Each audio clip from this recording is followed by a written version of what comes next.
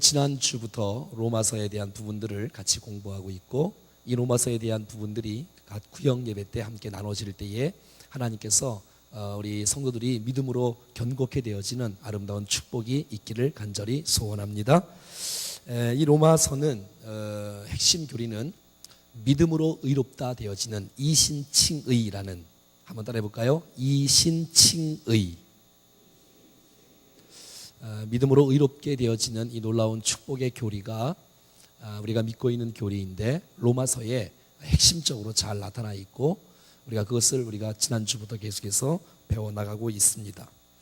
오늘은 믿음으로 의롭다함을 받았던 이 아브라함을 예를 들어서, 아브라함을 봐라, 너희들이 그렇게 좋아하는 믿음의 조상 이 아브라함이 율법으로 구원받았냐, 행위로 구원받았냐, 할례를 구원받았냐, 이 세 가지 모두가 다 아니고 믿음으로 구원받았다라고 증언하고 있는 내용들을 통해서 우리의 믿음이 굳건하게 설 수 있는 좋은 시간이 될 수 있기를 축복합니다. 자, 우리 4장을 같이 한번 보겠습니다. 내용이 좀 긴데 우리 4장 1절부터 2절 같이 한번 읽어볼까요? 시작. 그런즉 육신으로 우리 조상인 아브라함이 무엇을 얻었다 하리요? 만일 아브라함이 행위로서 의롭다 하심을 받았으면 자랑할 것이 있으려니와 하나님 앞에서는 없느니라. 만약에 아브라함이 행위로서 구원을 받았다면 아브라함은 틀림없이 자랑할 것이 있을 것입니다. 그런데 오늘 본문은 말합니다. 하나님 앞에서 아브라함은 자랑할 것이 없다라고 말하고 있습니다. 그러므로 이 아브라함은 행위로 주님 앞에 구원받은 것이 아니라고 말하는 것이지요. 우리는 이렇게 알고 있을지도 몰라요. 아들 이삭을 믿음으로 주님 앞에 드렸던 이 아브라함의 신앙은 너무 귀하다. 어떻게 아들 독자 이삭을 100세 때 낳은 아들을 하나님 앞에 드릴 수가 있는가. 그의 믿음이 대단해서 그 믿음을 보시고 하나님께서 의롭다함을 행했다라고 이렇게 생각하시는 분들은 착각입니다. 왜 착각이냐면 아브라함이 아들 이삭을 하나님 앞에 드린 것은 창세기 22장에서 드러나고 있습니다. 그런데 하나님께서 이 아브라함에게 은혜를 주시고 이 아브라함이 믿음으로 말미암아 의롭다는 것은 창세기 22장 이후가 아니라 창세기 22장 이전이기 때문에 아들을 드린 이 행위의 내용보다도 믿음이 더 우선적으로 되었고, 그 믿음의 성숙에 따라서 하나님께서 감당할 시험을 아브라함에게 주신 것입니다. 여러분, 어릴 때, 믿음이 어릴 때 처음 부름 받았을 때 아들을 바치라고 주님은 그렇게 말씀하시는, 그렇게 비인격적인 분이 아니십니다. 하나님은 상식이 통하시는 분이세요. 그래서 아브라함이 이제 때가 되어지고 75세 때 부름을 받고 아브라함이 아들 이삭을 주 앞에 드릴 때는 몰라도 한 115세가 되었던, 무려 한 40년이 지난 그때에 아들 이삭을 주님 앞에 드린 것이지요. 그리고 하나님은 창세기 15장에서 아브라함이 믿음으로 말미암아 의롭다함을 받았다는 메시지를 축복해 주시고 인정해 주시고 인쳐 주시는 것을 우리는 알 수가 있다는 것입니다. 너무 걱정하지 마세요. 여러분들에게 아들 바치라고 믿음을 요구하지는 않을 것 같습니다. 혹시 이렇게 요구하시면 여러분들의 믿음이 대단한 것인 줄로 알고 감사하면서 목숨까지도 주님 앞에 드릴 수 있기를 바랍니다. 참, 웃음으로 대처하시는 여러분들이 아주 예쁩니다. 자, 우리 4절과 5절을 보겠습니다. 시작. 일하는 자에게는 그 삭을 은혜로 여기지 아니하고 보수로 여겨지거니와 일을 아니할지라도 경건하지 아니한 자를 의롭다 하시는 이를 믿는 자에게는 그의 믿음을 의로 여기시나니. 여기 4절과 5절에는 두 종류의 사람이 나오는데, 일하는 사람이 나오고 일하지 않는 사람이 나옵니다. 그런데 결과 의롭다함을 받은 사람은 일하는 사람입니까? 일하지 않은 사람입니까? 그렇습니다. 일하지 않는 사람이. 그러니까 우리의 노력과 우리의 공로나 우리의 행위를 통해서 우리가 의롭게 되는 것이 아니라고 말하고 있고, 우리는 아무 공로 없는데도 불구하고 우리가 믿음으로 말미암아 구원을 받게 되어지고 의롭게 된다는 것이죠. 일하는 사람은 인간의 행위를 통해서 의롭다함을 받으려고 하는 자, 율법을 지킴으로 구원을 받는 자를 의미하는 것이며, 일하지 아니하는 자는 오직 하나님의 은혜로 구원을 얻을 수 있는 자라고 말하고 있습니다. 누가 의롭다함을 받았냐면, 주님께서는 5절 말씀에 이를 아니할지라도 경건하지 아니한 자를 의롭다 하시는, 이를 믿는 자에게 그의 믿음을 의로 여기신다고 말하고 있습니다. 그러므로 우리의 인간의 행위가 하나님 앞에 의롭게 될 수 있다? 없다. 자, 그 다음에 11절 말씀입니다. 11절 시작. 그가 할례의 표를 받은 것은 무할례 시에 믿음으로 된 의를 인친 것이니 이는 무할례자로서 믿는 모든 자의 조상이 되어 그들도 의로 여기심을 얻게 하려 하심이라. 자, 그러면 이제 행위는 아니고 두 번째는 이제 할례에 대한 부분입니다. 유대인들은 할례를 받아야 구원을 받을 수 있다라고 주장하는 사람들이 있고, 또한 불의의 사람은 예수를 믿음으로 말미암아 구원을 받는데 할례를 받으면 더 정확하다, 할례를 또 같이 받아야 된다라고서 그것까지 받으면 더 좋지 않느냐라고 이렇게 말을 처음에는 이렇게 하다가 결국은 할례도 또 받아야 같이 돼야 구원을 받는다라고 주장하는 사람들이 있는데, 그것도 아니라고 말하고 있는 것입니다. 왜냐하면 아브라함이 할례를 받은 때는 창세기 17장에 나오고, 믿음으로 의롭다함을 받은 증거는 창세기 15장에 나온다는 사실들을 기억하십시오. 할례보다도 믿음이 더 앞에 있고 우선적으로 있다는 것입니다. 아브라함은 무할례 시에도 믿음으로 의롭다함을 받았던 사람이라고 성경은 증언하고 있는 것이지요. 그럼 할례는 무엇이냐? 믿음으로 구원받은 사람에게 또 하나님께서 이 할례를 통해서 이거 정말 믿음의 사람이 틀림없네 라고 인쳐주신 것이지요. 신약 성경에 지금으로 말하면 세례라고 말할 수 있는데, 세례가 구원의 조건은 아닙니다. 하지만 예수를 믿는 자에게 확증되어지는 세례라고 볼 수가 있는 거지요. 그러니까 순서가 세례가 먼저가 아니라 믿음이 먼저라는 것입니다. 믿음으로 구원받은 사람에게, 고백하는 백성에게 세례를 베푸는 것을 순서상으로 믿음이 우선적으로 있다는 사실들을 보게 된다는 것입니다. 사랑하는 여러분, 예수 그리스도를 믿음으로 구원받은 여러분들을 축하합니다. 어떤 행위가 아니기 때문에 자랑할 수 없고, 어떤 우리의 노력이나 공로가 아니라는 사실 속에 하나님을 높이는 우리의 삶이 될 수 있기를 축복합니다. 그 다음에 율법이 또 나오는데 13절 말씀이네요. 시작. 아브라함이나 그 후손에게 세상의 상속자가 되리라고 하신 언약은 율법으로 말미암은 것이 아니요 오직 믿음의 의로 말미암은 것이다. 자, 이 율법이 또 나오네요. 행위, 할례, 또 율법이 나옵니다. 율법으로 말미암음도 아니라고 성경은 우리 가운데 증언하고 있습니다. 율법의 목적은 구원의 길로 인도하거나 의롭게 되는 길로 인도하는 것이 아니고, 이 율법의 목적은 죄를 드러나게 하고, 율법이 오기 전까지는 우리가 우상을 섬긴다는 것, 간음을 한다는 것, 도적질을 한다는 것, 살인을 한다는 것은 이것이 죄인지 아닌지 정확하니 구분이 안 돼요. 그러나 계명이 있고 율법이 있으면 그것을 순종하는 백성들에겐 복이 되지만, 하라는 것을 하지 않는 것은 죄이고 하지 말라는 것은 하는 것이 죄이기 때문에 율법은 죄를 드러나게 하고, 그러므로 말미암아 우리가 더 죄인이구나, 내가 정말 연약하구나, 내가 정말 부족하구나, 자기를 쳐서 복종시키고 우리의 연약함을 인정하고 고백하게 만드는 것이 율법이라고 말할 수가 있다는 것이지요. 그래서 율법은 우리를 절망케 한다는 사실입니다. 모세를 통해서 하나님께서는 율법을 주셨습니다. 우리가 잘 아는 대로 모세는 창세기에 드러나지 않고 출애굽기에 드러나고 있습니다. 아브라함은 창세기 사람이고 모세는 출애굽기의 사람입니다. 아브라함이 율법으로 구원받은 것이 아니고 아브라함이 율법으로 의롭다함을 받은 것이 아니라는 증거들이 계속해서 나오고 있다는 것입니다.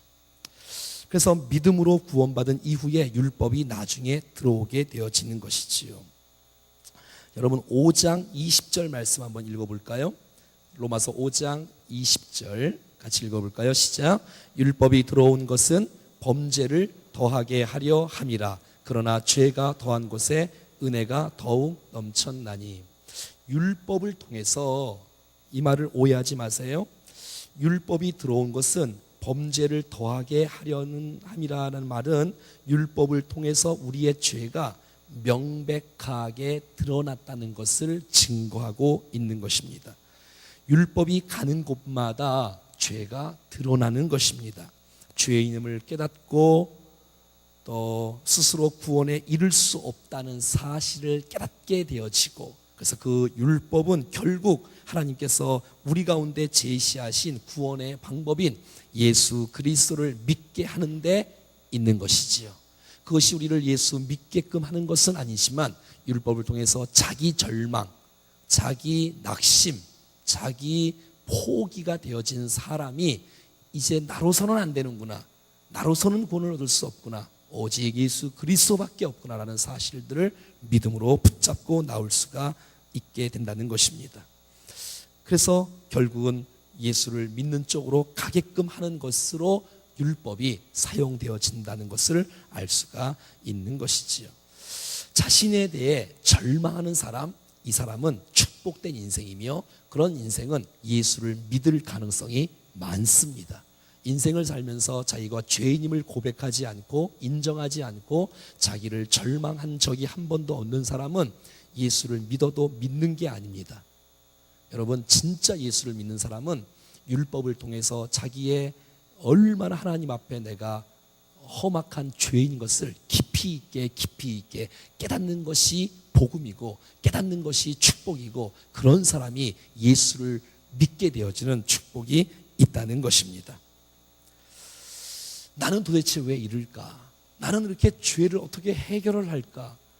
나는 왜 이렇게 죄의 자유함이 없을까? 나는 정말 공고한 백성이다. 이 사망의 몸에서 누가 나를 좀 건져내랴 하는 이 깊은 죄성이 인정되어지고 드러나야 되는 것이지요. 자기 의를 드러내는 사람은 절대 예수를 믿을 수가 없습니다. 그래서 이 신약 성경 속에서도 많은 그 믿음이 좋다라고 말했던 그 많은 사람들은 다 결국은 주님을 믿지 않습니다. 자기가 죄인으로 고백하는 죄인들이 주님을 믿는 것이고, 자기가 죄인을 고백하는 세리들이 주님을 만나게 할 수가 있는 거예요. 지금도 마찬가지. 자기가 죄인임을 인정하는 백성, 자기가 부정함을 인정하는 백성이 결국은 예수 그리스도밖에 소망이 없는 줄을 알고 그 앞에 엎드리고 그 믿음의 줄을 붙잡고 믿음으로 살아가는 사람 말이 희망이 나타나는 놀라운 축복이 있다는 사실을 꼭 기억할 수 있기를 바랍니다. 우리가 잘 아는 종교개혁자 루터는 인생을 살면서 22살에 인생의 전환점이 일어났습니다. 사람마다 이렇게 인생의 터닝 포인트가 있지 않습니까? 이 종교개혁자 이 루터는 친구와 함께 길을 걷다가 비가 쏟아지는 그 상황 속에서 나무 밑으로 피하는데 결국 벼락에 맞아서 친구가 즉사하게 됩니다. 죽게 됩니다. 그 모습을 바라보고 이 루터는 떨리기 시작하고 부들부들 떨기 시작하고 하나님의 무서움, 그 진노, 하나님의 그 엄청난 그 무서움 앞에 벌벌 떨게 되어집니다. 그러다가 죽었던 친구의 죽음을 통해서 자신의 깊은 죄의식을 느끼기 시작합니다. 그리고 영혼 구원에 깊은 고민을 하게 되어집니다. 그래서 어거스틴 수도원에 들어갑니다. 왜냐하면 그 수도원이 피난처라고 생각하고 죄를 해결할 수 있는 곳이라고 생각했기에 이 마틴 루터는 그 수도원에 들어가게 됩니다. 거기서 참여하기 시작하고 죄를 고백하기 시작하고 또 고해성사하며 신부 앞에서 한 번 들어가면 6시간 동안 죄를 고백하고, 또 가다가 죄가 또 생각나면 또 신부 붙들고 신부에게 또 죄를 이렇게 고백하고, 신부도 힘들겠어요. 그 죄를 다 들어주려면 이거 얼마나 힘들겠어요. 근데 또 마음에 또 생각나고, 그래도 아무리 죄를 사람에게 고백을 해도 해결함이 없고 평안함이 없었던 루터. 계속해서 죄의식과 죽음의 공포에 휩싸였던 이 루터는 나무 잎사귀 하나가 바람 불어서 떨어지는 그 낙엽을 바라보면서 너무 무서워서 부슬부슬 떨고 말이지요. 결국은 스콜라 산타 계단을 무릎으로 기어 오르면서 계단을 무릎으로 기어 오르면서 계단마다 입을 맞추고 고행을 하는, 그래도 죄가 해결되지 않고 자유함이 없고 평안함이 없는 루터. 별거 다 해봤는데 자기의 죄성, 이 죄의식이 사라지지 않고 평안함이 없었던 이 루터. 자기가 알고 있는 하나님은 무시무시한 하나님, 친구를 직사시키고 죽여버리는 하나님, 자기가 믿는 하나님은 심판의 하나님으로 알고 있고 부들부들 떨고 있는 루터가 또 한 번의 인생의 전환점을 맞게 되었습니다. 그가 비텐베르그 대학 교수로 재직할 때에 성경을 읽는 가운데, 특별히 로마서를 읽는 가운데 로마서 1장 16절과 17절 말씀을 통해서 그의 심령 가운데 복음의 서강의 빛이 비춰지기 시작되어지고, 그 말씀을 통해서 결국 죄의식과 죄 모든 값들이 다 사라지고 평안과 기쁨을 얻게 되어지는 놀라운 축복을 얻었다라고 고백합니다. 그래서 이런 종교개혁이 일어나는 거 아니에요? 할렐루야. 한번 읽겠습니다. 로마서 1장 16절과 17절 같이 읽어볼까요? 시작. 내가 복음을 부끄러워하지 아니하노니 이 복음은 모든 믿는 자에게 구원을 주시는 하나님의 능력이 됨이라. 먼저는 유대인에게요 그리고 헬라인에게로다. 복음에는 하나님의 의가 나타나서 믿음으로 믿음에 이르게 하나니 기록된 바 오직 의인은 믿음으로 말미암아 살리라 함과 같으니라. 아멘. 여러분, 복음에는 무엇이 나타난다고요? 하나님의 의가 나타난다고요. 여러분, 복음에는 하나님의 의가 나타나는데 이 의는 내가 만들어낸 의가 아니고 내 의가 아니라 하나님의 의가 된다는 사실들을 깨닫는 거예요. 복음을 통해서. 사랑하는 여러분, 난 여러분의 심령들 가운데 정말 이 복음의 빛이 여러분의 영혼을 강타한 적이 분명히 있었음을 기대합니다. 만약에 그것이 없고 그냥 신앙생활을 한다면 전혀 구원의 감격 없이, 복음의 능력 없이 인생을 살아가는 것은 비참한 일입니다. 저는 그래서 다른 교회 이렇게 아이들 집회나 뭐 다른 집회도 마찬가지인데 이렇게 한번 집회를 가면 반드시 복음을 전합니다. 제 설교 중에 반드시 복음을 전하고 구원 초청도 할 때도 많이 있고. 왜냐하면 좋은 이야기 듣고 교회를 그냥 얌전하게 다니는 그런 것으로 우리의 인생의 전부가 아니라는 것입니다. 자신을 속일 수는 없잖아요. 정말 복음에는 하나님의 의가 나타나서 믿음으로 믿음에 이르게 하나니 기록된 바 오직 의인은 믿음으로 말미암아 살리람과 같으니라. 이 말씀을 깨닫고 정말 그가 고해성사와 모든 참회도 안 되는데 정말 복음으로 말미암아 평안이 임하고 축복이 임했던 것들을 그가 간증하고 감격하고 기뻐하고 우리 가운데 전해주고 있다는 것입니다. 얼마나 기뻤을까요? 얼마나 감격했을까요? 오늘 본문도 계속해서 그런 메시지를 전해주고 있는 것이에요. 행위로 의롭다함을 받을 사람은 한 사람도 없다는 것입니다. 의인은 없나니 하나도 없다라고 로마서 3장 10절은 말하고 있고, 모든 사람이 죄를 범하였음이라고 23절에 말씀해주고 있고, 행위로서는 주님 앞에 나올 자가 없는 거예요. 도대체 누가 하나님 앞에 자랑한단 말입니까? 하나님은 미련한 자를 택하서 지혜 있는 자들을 부끄럽게 하십니다. 여러분, 우리의 할례가, 우리의 어떤 무슨 공로가, 우리의 무슨 종교적인 행위가 요한복음 1장 13절은 이렇게 말합니다. 이는 혈통으로나 육정으로나 사람의 뜻으로 나지 아니하고, 육정도 안 되고 혈통도 안 되고, 여러분의 부모님이 목사님이고 장로님이고 대대로 몇 대 손이라 할지라도 그것이 우리의 구원을 의롭다 하고 칭함을 받는 것이 아니고, 우리의 어떤 율법을 지킴도 아니고 오직 믿음으로 말미암아 구원케 되어지는 이 복음의 놀라운 역사가 우리에게 비춰진 것을 인하여 주님을 찬양합니다. 4장 3절 말씀입니다. 4장 3절 시작. 성경이 무엇을 말하느냐? 아브라함이 하나님을 믿음에 그것이 그에게 의로 여기심 바 되었느니라. 아멘. 자, 아브라함이 어떻게 의롭다함을 받았다고요? 여러분, 아브라함이 어떻게 의롭다함을 받았다고요? 믿음으로. 여러분, 성경이 무엇을 말하느냐? 아브라함이 하나님을 믿음에 이 메시지가 창세기 15장 6절 말씀이에요. 똑같은 말씀이에요. 아브라함아, 하늘의 별과 같이 바다의 모래와 같이 내 자손이 많으리라. 이 메시지를 이해할 수는 없었지만 그래도 하나님을 믿음에 하나님께서 그를 의롭게 여기시는 아름다운 축복이 주어졌다는 사실을 보게 된다는 것입니다. 전통보다 유전보다 더 중요한 것이 성경인 줄로 믿습니다. 성경이 가라는 데까지 우리가 가는 것이고 멈추라는 곳에 멈추는 것이고 그러는 것이지. 자, 그래서 이 아브라함의 믿음은 도대체 그러면 어떠한 믿음이었는지 17절에 나오고 있습니다. 17절 시작. 기록된 바 내가 너를 많은 민족의 조상으로 세웠다 하심과 같으니 그가 믿은 바 하나님은 죽은 자를 살리시며 없는 것을 있게 하시는 것으로 부르시는 이시니라. 아멘. 이 아브라함의 믿음에 하나님께서 아브라함을 의로 여기시고 그 믿음 도대체 누구를 믿고 어떤 믿음이었냐가 17절에 나오고 있는 거예요. 그 믿음은 하나님을 믿는 것이었고 그 하나님은 죽은 자를 살리신 하나님, 없는 것을 있게 하시는 하나님을 믿는 것이란 말이죠.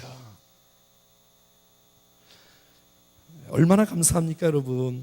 여러분, 우리는 영적으로 죽었을 뻔했던 백성이 아니라 죽었던 백성입니다.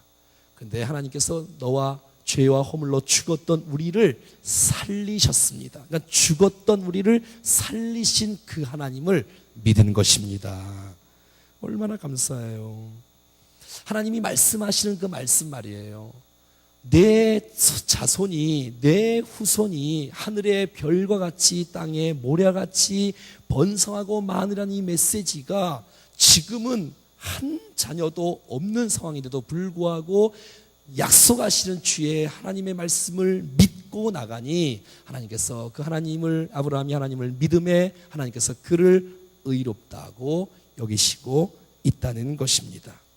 이 믿음이 오늘 우리 모두에게 있기를 축복합니다.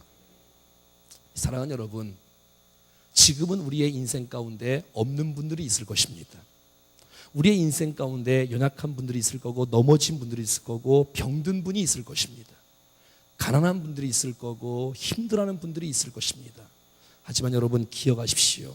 이것이 평생 간다 할지라도 괜찮지만 결국 하나님은 그것을 그냥 계속 가게 하신 분이 아니시라 없는 것들을 있게 하시는 하나님이십니다. 그걸 믿으세요. 여러분, 지금 여러분 무엇 때문에 힘듭니까? 물질 때문에 힘듭니까? 육체 때문에 힘듭니까? 여러분 어떤 하나님을 믿냐면 지금은 내가 없어도 없는 것을 있게 하시는 하나님을 믿을 수 있기를 축복합니다. 연약한 것이 강하여지는 하나님의 말씀을 믿으십시오. 우리를 붙잡아 일으켜 주시는 하나님을 신뢰하십시오.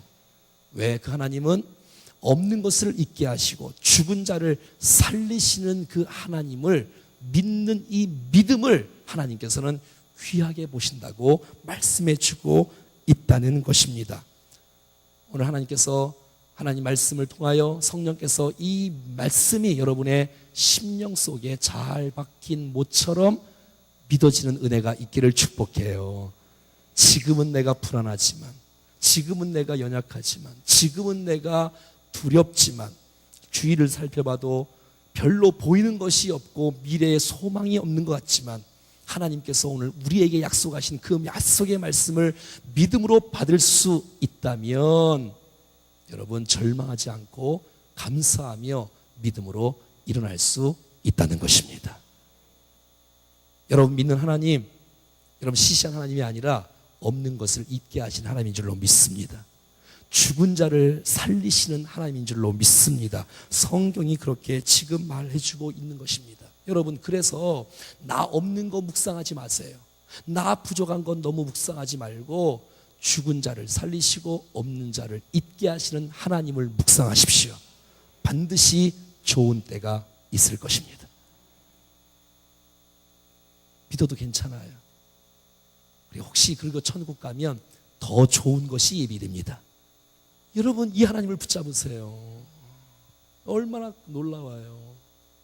그래, 내가 믿는 하나님, 지금 내가 부족하고 연약해도 나를 붙잡아 일으켜 주실 것을 기대하고 믿고 믿음으로 주님 앞에 나오는 것입니다. 18절은 계속해서 이렇게 말합니다. 시작. 아브라함이 바랄 수 없는 중에 바라고 믿었으니 이는 내 후손이 이와 같으리라는 말씀대로 많은 민족의 조상이 되게 하려 하심이라. 아브라함이, 한번 따라하겠습니다. 바랄 수 없는 중에 바라고. 이게 믿음이란 거예요. 아무리 주위를 살펴봐도 도움의 손길이 오지 않을 것 같고, 자기 나이를 봐도 나이가 많고, 자기 아내를 봐도 나이가 많고, 경수가 끊어진 지 오래가 되었지만, 인간적인 방법, 과학적인 방법으로 이해할 수 없는 일이지만 전능하신 하나님, 살리시는 하나님, 일으키시는 하나님이 내게 말씀하신다면 바랄 수 없는 중에 바랄 수 있는 믿음이 오늘 우리들 가운데 있기를 축복합니다. 지금 아브라함의 믿음이 그거 아닙니까, 여러분? 세상이 바랄 수 없다는 것은 뭐예요? 세상의 방법으로는 끝났다는 거잖아요. 안 된다는 거잖아요. 절망이라는 거잖아요. 이제는 소망이 없다는 거잖아요. 그러나 여러분, 하나님은 말씀하시고 하나님은 약속하십니다. 하나님의 특기는 역전의 하나님이십니다. 난 여러분의 인생 가운데 역전되어지는 인생이 될 수 있기를 축복합니다. 그것이 물질만을 보지 마십시오. 그게 건강만을 보지 마십시오. 아니, 그 모든 것들이 포함되어 있음을 믿으십시오. 아무튼 하나님은 선하시다. 아무튼 하나님은 신실하시다. 아무튼 하나님은 참되시다. 무슨 일이 있어도 하나님은 반드시 필히 옳으시다는 사실들을 신뢰한다면 어떤 환경 속에서라도 우리의 믿음이 절망 가운데 거하지 아니하고 하나님의 섭리가 있다는 사실을 받아들이고, 그리고 견고하게 하나님의 뜻을 따라 살아갈 수 있다면 정말 주께서 기뻐하시는 복된 인생으로 주님께서 우리를 인정해 주시는 축복이 있을 줄로 믿습니다. 세상 사람들은 끝장이라고 말하고, 너 생각 좀 해봐라. 너 나이가 몇인데 애들을 낳겠냐? 사탄이 여러분 그런 음성을 아브라함에게 줬을까요? 안 줬을까요? 당연히 줬겠지요. 넌 생각도 없냐? 넌 뭐 경험도 없냐? 넌 지식도 없냐? 네 아내 좀 봐라. 아니, 아내가 할머니인데 무슨 열국의 아비? 그게 어울리냐? 너 지금 나이가 몇 살인데 네가 무슨 열국의 아비냐? 그냥 할아버지지, 그냥 한 가정에. 근데 주님은 할아버지, 할머니라고 말하지 않아요. 아브라함을 열국의 아비라고 말하고 있으며 사라를 열국의 어미라고 말하고 있지 않습니까? 여러분, 하나님은 언제나 옳으십니다. 나의 환경과 상관없이, 나의 조건과 상관없이 하나님의 신실하심을 믿는 우리 모두가 될 수 있기를 축복합니다. 소망이 없는 중에 소망을 갖게 되는 것, 이것이 바로 믿음인 것입니다. 약속을 바라보십시오, 여러분.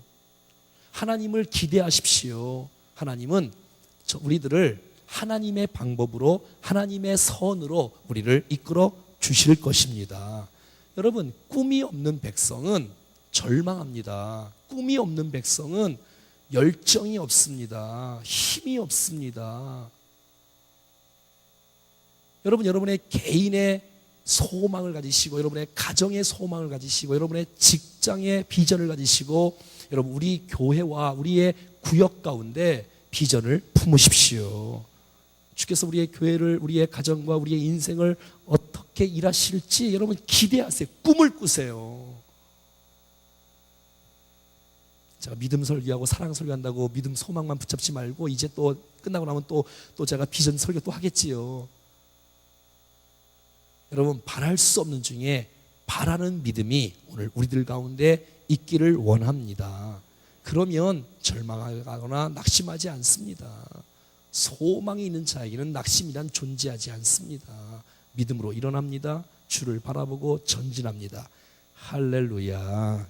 이 은혜가 우리 모두에게 넘쳐날 수 있기를 축복합니다. 더 나아가서 이 아브라함은 바랄 수 없는 중에 바라고 믿었으니 이는 내 후손이 이와 같으리라.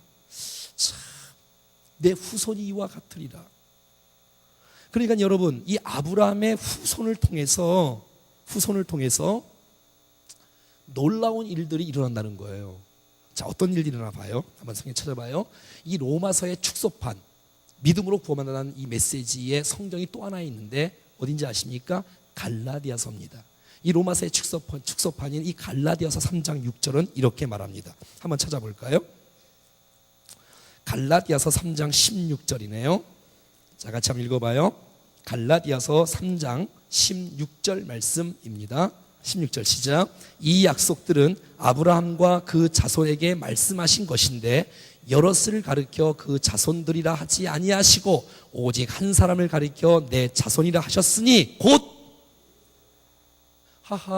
그러니 이 아브라함은 우리 자기의 후손들 가운데, 자기의 자손들 가운데 결국 메시아가 탄생될 것을 완전히는 몰랐지만 어렴풋이 알았다는 메시지가 통하는 사실들을 볼 수가 있다는 것입니다. 그 후손을 통해서 예수 그리스도가 나온다는 것이에요. 여러분, 우리 주위에는 지금도 많은 이단들은 하나님을 믿는데 예수 그리스도를 믿지 않는 이단들이 너무 많습니다. 하나님을 믿어요. 어떤 사람들 가운데서 그래요. 근데 많은 이단들은 하나님을 믿는데 예수님을 안 믿어요. 참 얼마나 안타깝습니까? 여러분, 나의 죄를 완전히 이루신 분이 예수 그리스도인 줄로 믿습니다. 그분은 육적으로 실패하신 분이 아니십니다, 여러분. 그분은 부활하셨어요. 그런데 많은 사람들은 예수를 인정하지 않습니다. 그의 구원의 사역을 실패했다고 말하고 어떤 교주가 또 다시 메시아라고 말을 하고 얼마나 안타깝습니까? 다시 3장 4장으로 넘어오면 19절 말씀에 그가 100세나 되어 자기 몸이 죽은 것 같고 사라의 태가 죽은 것 같음을 알고도 믿음이 약하여지지 아니하고. 아유, 이거 아주 귀한 말씀입니다. 한번 따라해봐요. 알고도. 여러분, 우리가 인생을 살면서 때로는 우리의 지식과 경험이 우리의 믿음을 방해할 때가 있습니다. 그러니까 모르면 더 나을 텐데 이 아는 것 때문에 믿음의 반응을 못 볼 때가 있어요. 그러니까 우리는 우리 아는 지식과 이 믿음과의 싸움을 지금 우리가 하고 있는 거예요. 우리의 지식은 믿음으로 정말 주님 앞에 영광을 돌리는 인생이 될 수 있지만 때로는 이 지식이라는 것이 모르고 뭐 하면 할 수 있는데 저거 하면 힘들다, 어렵다는 것을 알고도 한다는 것. 여러분, 다니엘 같은 경우에 뭐 사자굴에 뭐 들어간다 기도를 하면 그 모르면 그냥 기도하면 돼요. 그러다 뭐 이제 붙잡히면 들어가지만 기도를 하면 붙잡힌 것을 알고도 기도하는 것은 이건 쉬운 일이 아니잖아요. 여러분, 아브라함이 알아요. 자기 나이를 알아요. 자녀를 생산하지 못할 것을 알아요. 자기 아내도 아이가 태어나지 못할 것을 알아요. 아는데도 불구하고 믿음이 약해지지 않는 것, 믿음입니다. 그게 여러분 아브라함을 통해서 믿음으로 구원받는 의롭게 되어지는 아름다운 예들과 직거들을 계속해서 말씀해 주고 있다는 것입니다. 물론 때로는 이 아브라함은 여자의 말에 또 넘어가서 하여튼 사라가 이게 하나님 약속이 이게 아닌가 봐. 아무래도 좀 늦나 봐. 그냥 우리 하가를 통해서 몸종을 통해서 그냥 자식을 낳는 것이 주의 뜻인가 봐. 이게 하나님 약속이 이게 아닌가 봐. 아무래도 좀 늦나 봐. 그냥 우리 하가를 통해서 몸종을 통해서 그냥 자식을 낳는 것이 주의 뜻인가 봐. 그래서 그냥 이스마엘을 낳잖아요. 얼마나 안타까워요. 그래서 여러분 강준민 목사님 그 책에 보면 이런 말이 있잖아요. 한번 따라해봐요. 조급하면 이스마엘을 낳고 기다리면 이삭을 낳는다. 여러분 이스마엘은 약속의 아들이 아닙니다. 이삭이 약속의 아들입니다. 알고도 믿을 수 있는, 바랄 수 없는 중에 바랄 수 있는 이 믿음이 오늘 우리 가운데 넘쳐날 수 있기를 축복합니다. 20절 말씀은 더 좋아요. 또 20절 시작. 믿음이 없어 하나님의 약속을 의심하지 않고 믿음으로 견고하여져서 하나님께 영광을 돌리고. 와, 사랑하는 여러분, 믿음으로 하나님을 영화롭게 하는 우리의 삶이 될 수 있기를 축복합니다. 어떤 사람들은 하나님께 영광 돌리는 것을 자꾸 결과로만 자꾸 하나님께 영광 돌리려고 해요. 여러분, 결과로도 하나님께 영광 돌릴 수 있고요, 삶으로서 하나님께 영광 돌릴 수 있습니다. 자식이 대학에 떨어져도 믿음으로 산다면 그것이 하나님께 영광이 되는 것입니다. 그러면 합격이 된 것은 그러면 영광이 아니냐? 그게 아니라 그런 외부적인 거하고는 상관이 없는 거예요. 여러분, 진급이 되면 영광이고 진급이 안 되면 영광이 아닙니까? 그게 아니고 믿음으로 생각하고 믿음으로 살고 믿음으로 결정했다면 나타나는 모든 결과는 하나님께 영광이 되는 것입니다. 너무 결과에 너무 그러지 말고 우리의 삶이 믿음으로 살면 하나님이 알아서 다 하십니다. 알아서 다 접수를 해주세요. 은혜 베풀 자에게 은혜를 베풀고, 강건할 자에게 강건케 하시고, 진급할 자에게 진급하게 하시고, 또 그건 그냥 하나님께 맡겨두고 나는 믿음으로 살아가는 것입니다. 그래서 오늘 본문은 이렇게 말하고 있어요.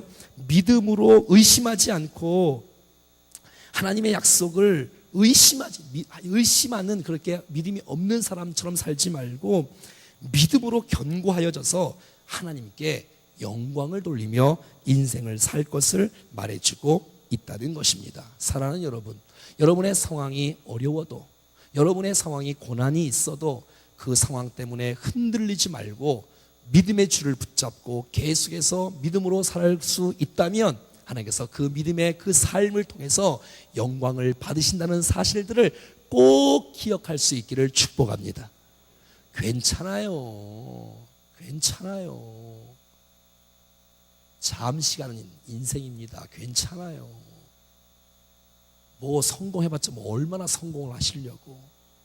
믿음으로 살아가요. 그냥 상황과 상관없이, 결과와 상관없이 기죽지 말고, 낙심하지 말고, 비교의식에 빠지지 말고 믿음의 줄 붙잡고 끝까지 주님을 살아간다면 하나님께서 여러분의 생애를 아름답게 인도하시고 영광을 받으신다는 사실들을 꼭 기억할 수 있기를 축복합니다.